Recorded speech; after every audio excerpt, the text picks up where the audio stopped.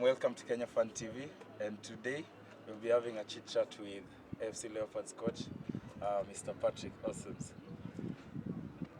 Good afternoon. So to start with, Mr. Patrick Osems, where were you born? I'm born a long time ago. I will not say when, in Belgium. Yeah. And after, I was a professional player during 15 years in Belgium and in France. And it's now more than 30 years that we are living in south of France, yes. Oh, so you moved from Belgium to France? Yes, because I finished my career in a top club in France, and we stayed there. Interesting. So, like when you moved to France, at Belgium, had you begun having a relationship with football as far as like maybe playing as a toddler? But I have been a professional player during 15 years, and I was an international player for my country. So when I left for France, it was for professional clubs as well. And after, the logical thing was to be a coach. So I start also my career in France as a coach, and after I moved a lot. I moved in Asia, I moved in Africa, I moved a little bit everywhere. Okay, speaking about moving, I saw that there's a time you made a move from Standard Liège to Ghent. Yeah. How did the fans react? Because I'm sure those teams don't look at each other eye to eye. Was the reception hostile when you went there? Not hostile at all, but it was we were disturbed because we are our mother language is French, and in Ghent they speak Flemish, and so we were totally lost. So in our own country we had big problems. We had to learn a second language, and it was not very easy. But it's Belgium, small country, but three different language. Okay. Since you were a player, I wanted to know what was your proudest moment as a player, and the worst moment. I have been champion with Standard Liège. I've been playing a final of Champions League. We lost against Barcelona, but it's like that. We won some cups in Belgium as well. So that's what good moment, and I played for my national team. So that's I was proud of that. And the worst one, when your business and your job is a football player, you cannot say that you have a worst moment because you make the most beautiful job in the world. So sometimes you have disappointment, but really you cannot say that you can face a worst moment. Yeah. Okay, it's fine. So after you were a player, at what point did you realize like, oh, I can be a coach? But in all the teams that I have played, I was captain. So it means I already had a strong relationship with the coach because we had to share a lot of things. So I knew at this moment that I would be a coach later. I didn't imagine that I will travel so much, but it's part of the job. And as I wanted, and with my family as well, I wanted to see different culture. I'm very happy with the career I had, and I still have. Okay. So when you moved into coaching, who are the coaches who inspired you? Who are the coaches you could look at and you'd say that I want to be like so and so, or I can even do better than so and so?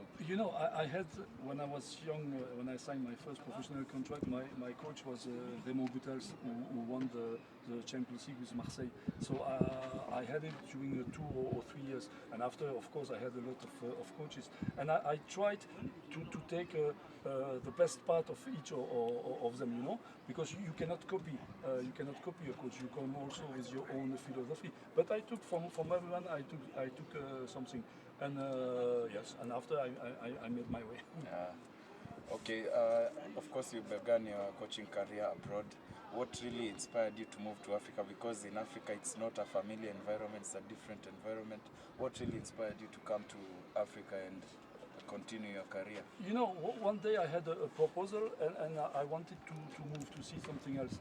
So I say, okay, why not? We will try. And that's what 20 years ago. And since then, I think I worked in 7 different countries in Africa. And to be honest with you, I love Africa. I love the culture. I love the people. I love the lifestyle. That's why I'm still coming back here because I had some proposal to go back in Europe. But to be honest, it's really a pleasure to work with African players. Okay, at some point in your career, you were at Benin, right? Yes.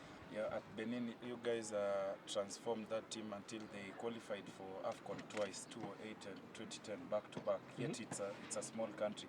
What exactly did you change as far as like maybe the culture and the things they were doing But before? you know, I have been appointed national technical director there by the minister. So I worked during 3 years to reform all the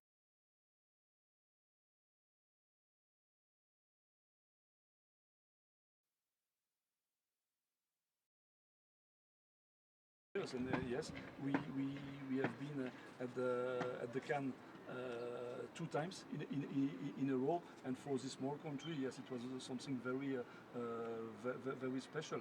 And I think that from there also people began to see me a little bit differently because we made a very good job at this moment. Yeah. Okay, at some point also in your career, you moved to Congo, the AC Leopards. Yeah. Actually, fortunately or coincidentally, you're coaching AFC Leopards. Most of the people might confuse AC Leopards, the AC Leopards of Congo. And you were reigning champion, and you finished the league unbeaten and conceded only 1 goal. Yeah. How was it in Congo? It was yes, very good because I had a very good team. I think that 9 or 10 of my players were in the national team, and you know, we were also in semi-final of the Confederation Cup. Yes, we made a very good season there. And just to let you know that it was AC Leopards in Congo. I also coach Black Leopards in South Africa, and here AFC Leopards here in Kenya. If it's another Leopard Club, maybe I will go there for the next time. You must be having some spots since Leopard indeed. Anyway, so in Tanzania, at some point you moved to Tanzania around 2018 with Simba. Yeah. So, and in Tanzania you did win the league, and also you did reach the quarterfinals of the CAF Champions League. So my question is that what's the difference of the CAF Champions League and these other league matches? Because we see some teams, for example, here in Kenya, our teams have not been doing well in the CAF Champions League. What is the difference? What are the factors that people don't take into consideration as far as CAF Champions League is concerned? You know, first of all, in Simba, I had two wonderful seasons because we were champion back to back. We won 2 times the Super Cup. We were in quarter final of the Champions League, and you know, we have beaten the club as Al Ahly, Vita Club. The biggest difference is that in Simba, you know, during this campaign, every game we played in front of 60,000 people. The stadium was all the time full, so with a big fans support, and that's what makes the difference between I would say Champions League games and league game. You know, because league games sometimes you don't have a lot of people.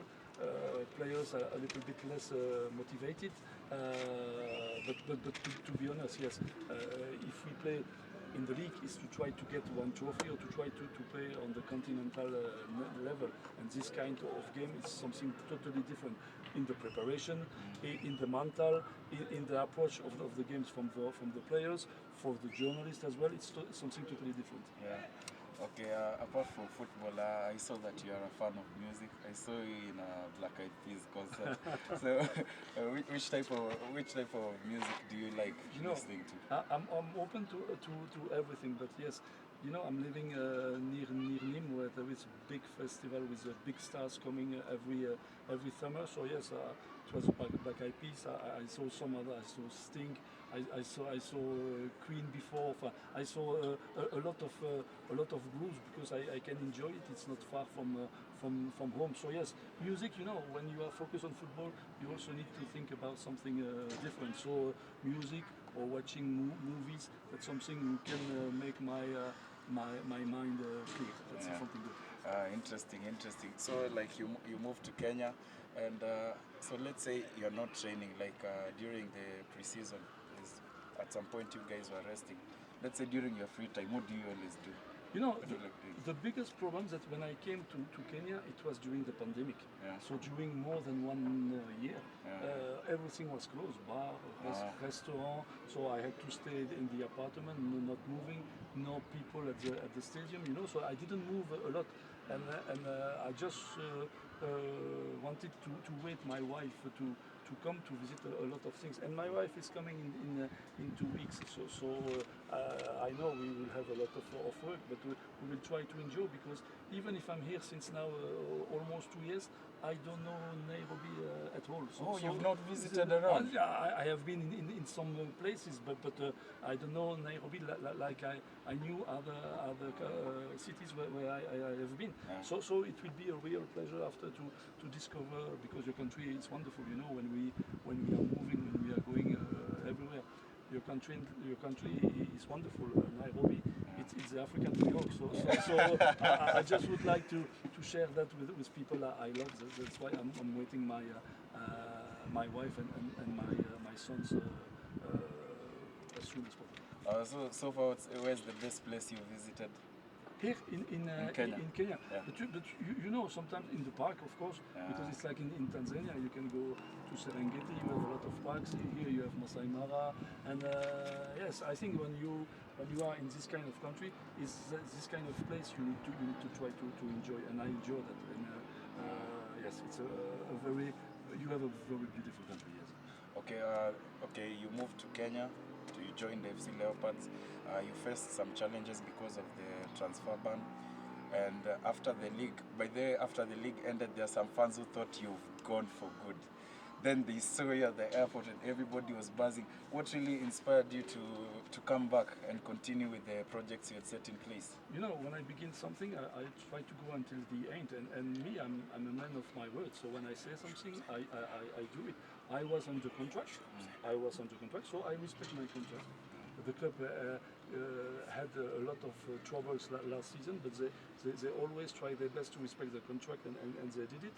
And yes, it's something I had to really appreciate. And as I'm under contract, I'm here. I'm doing not 100%, but 200% for this team and for these players, because these young players really deserve to be helped. Okay. So you came back to FC Leopards, and what's your exact vision with FC Leopards? Because last season I saw, actually I don't think it's ever happened, or if it happened, it's not soon, whereby you included a lot of young players who have pushed through the ranks.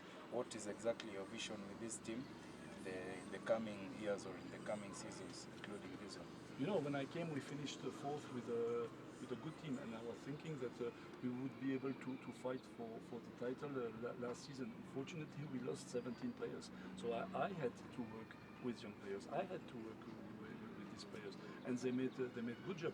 This season is the same. We lost only one, and we were not allowed to recruit, so we keep going with these young players. The only difference is that they have one more year experience. So I think that the mistakes they made last season, maybe this season they will not make it because they had some more experience and maturity. And to be honest with you, it's, as I said, it's a pleasure to work with them, because they want to learn. They want to learn, and they have skills.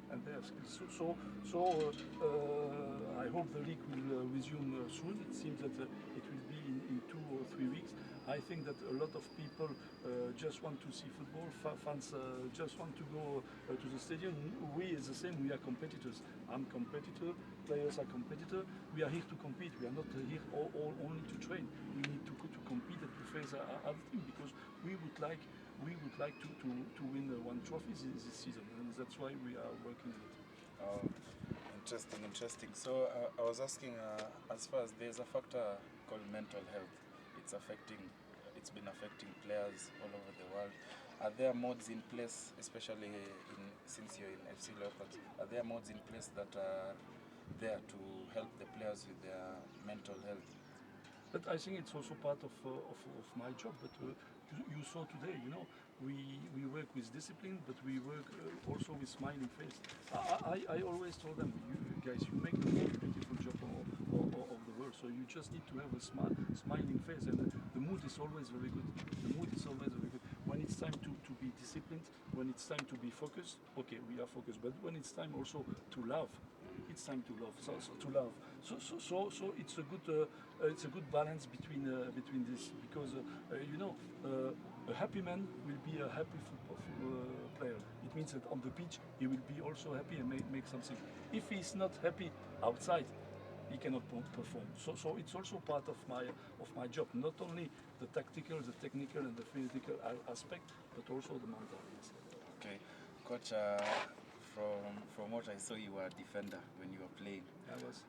Who was your most troublesome opponent? Like, which opponent gave you ever gave you like too many problems in your career? No, it's me who gives them problems. No, I'm joking. I'm joking. No. You know, I had the chance to play with Horst Rubesch, with world champion from Germany, and I think it's him who gave me more trouble during the session training than some other players during the games. Yeah. Interesting. And who's the most gifted player you've ever coached yourself in your career, in your whole career? Gifted player, most gifted player. No, I will not say You'll names. not mention. No, I will not mention. A hint. Because I hope that it will come. The best one will come, I think. So this is the best one yet. Yeah, I think I still need to discover that. It's okay, coach. It's been a nice time. Thank you very for much. your time. Thank you for your time as well. Make sure you subscribe Kenya Fan TV on Okay. YouTube. No problem, I will. Okay. Thank you. Very Thank much. you very much. Okay. Thank you.